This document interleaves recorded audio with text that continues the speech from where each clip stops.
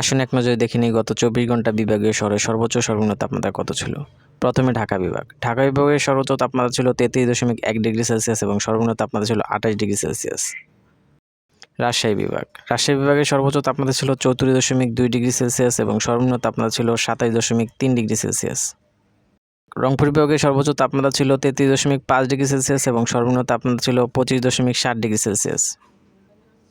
বরিশাল বিভাগ। বরিশাল বিভাগের সর্বোচ্চ তাপমাত্রা ছিল 29.2 ডিগ্রি সেলসিয়াস এবং সর্বনিম্ন তাপমাত্রা ছিল 26.5 ডিগ্রি সেলসিয়াস।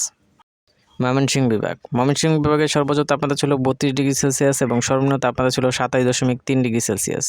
সিলেট বিভাগ। সিলেট বিভাগের সর্বোচ্চ তাপমাত্রা ছিল 32.3 ডিগ্রি সেলসিয়াস এবং সর্বনিম্ন তাপমাত্রা ছিল 25.7 ডিগ্রি সেলসিয়াস।